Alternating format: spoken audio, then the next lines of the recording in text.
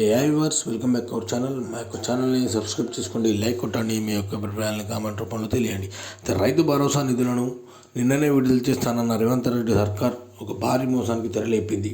అయితే రేవంత్ రెడ్డి సర్కార్ నిన్న ఆదివారం కావడంతో రాత్రి 12 గంటల తర్వాత రైతుల ఖాతాల్లోకి జమ అవుతాయి డబ్బులని చెప్పాది. కానీ అసలు విషయానికి ఎందుకు వస్తే ఈ యొక్క వారంలో మండలానికి ఒక గ్రామాన్ని ఎంపిక చేసుకొని ఆ యొక్క గ్రామంలో మాత్రమే రైతు భరోసా డబ్బులు పడేలా రేవంత్ రెడ్డి సర్కార్ ప్లాన్ చేసింది.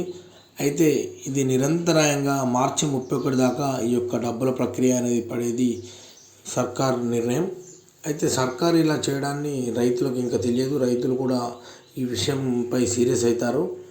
అయితే రేవంత్ రెడ్డి సర్కార్ మొత్తం ఒకటేసారి 12,000 అన్నట్టు 12,000 6,000 రూపాయల నిధులను జనవరి 26 తారీఖు రోజు రిలీజ్ చేస్తా, జనవరి 27 రోజు అందరి అకౌంట్లో పడతాయని చెప్పి భారీ మోసానికి కుట్రలేపింది.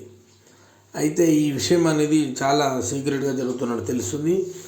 ఈ రైతుల ఖాతాల్లో డబ్బులు అనేటివి ఒక వారంలో కొంతమంది గ్రామాల్లో, ఇంకో వారంలో ఇంకో కొంతమంది గ్రామాల్లో, ఇంకో వారంలో ఇంకో కొంతమంది గ్రామాల్లో, ఇలా తెలంగాణ రాష్ట్ర వ్యాప్తంగా మొత్తం ఎకరాకు 6,000 రూపాయలు విడతల వారీగా, అది కూడా ఎకరా ఒకరోజు, 2 ఎకరాలు ఒకరోజు, 3 ఎకరాలు ఒకరోజు, ఇలా విడతల వారీగా ఇచ్చేలా రేవంత్ రెడ్డి సర్కార్ ప్లాన్ చేసింది.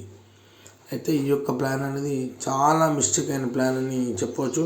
ఎందుకంటే గత సర్కార్, కేసీఆర్ గారి సర్కార్ రైతు బంధు నిధులను ఎకరా ఒకరోజు, 2 ఎకరాలు ఒకరోజు ఇలా సీరియల్గా ఇచ్చే విధంగా ప్లాన్ చేసింది. కానీ రేవంత్ రెడ్డి సర్కార్ మాట మార్చి ఆర్థిక భారం చాలా ఎక్కువైందని, అయినా రైతు భరోసా ఇస్తున్నామని సుల్లమ కథలు చెప్పుకుంటూ ఇలా నెలలు ఇవ్వడం చాలా బాధాకరమైన విషయం అని చెప్పవచ్చు. దీనిపై రైతులు ఎలా విధంగా స్పందిస్తారో చూడాల్సింది. అయితే రైతు భరోసా నిధులు అనేవి పంట పెట్టుబడి సాయంగా గత ప్రభుత్వం ఇచ్చింది. అయితే ఇప్పటికీ రైతులు పంటలు వేసుకొని ఉన్నారు. వారికి ఇంత లేటుగా రైతు భరోసా సహాయాన్ని ప్రకటించడం, అది ఇంకొక 1,000 రూపాయలు కలిపి ఇవ్వడం కూడా చాలా తప్పైన విషయంగా అని చెప్పవచ్చు. రైతులకు ఎరువులకు కానీ ఇంకా ఇతరస్త్ర కూలీ అవసరాల కోసం ఈ రైతు భరోసా నిధులు అనేవి పనిచేస్తాయి. కానీ అన్ని అవసరాలు అయ్యాక ఈ రైతు భరోసా నిధులు వేయడంపై రైతులు కూడా తీవ్ర ఆగ్రహం వ్యక్తం చేస్తున్నారు.